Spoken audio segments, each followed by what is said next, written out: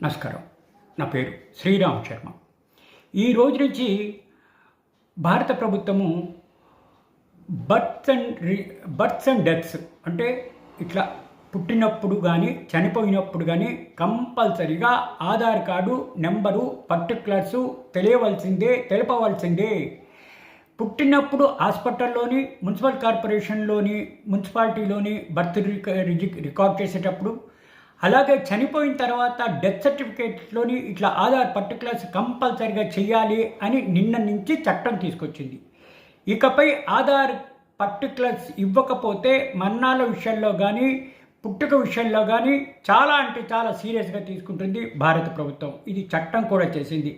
జనాభా రిసిప్టు అంటే జనాభా రిజిస్ట్రేషను, పాస్పోర్టు, రేషన్ కార్డు, ఆస్తి ఈ నమోదుతో కంపల్సరీగా ఆధార్ పర్టికులర్లు ఇవ్వవలసిందే.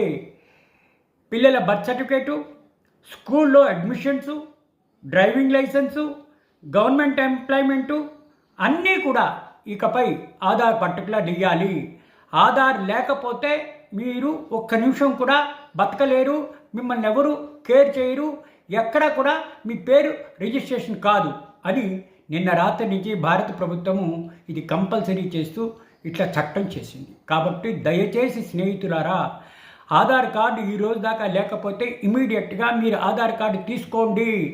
ఎట్టి పరిస్థితుల్లో తీసుకోకపోతే మీరు ఇంక దేనికి పనికిరారు. నిన్న రాత్రి నుంచి ఇది కంపల్సరీగా మ్యాండేటరీ చేసింది భారత ప్రభుత్వం. Thank you.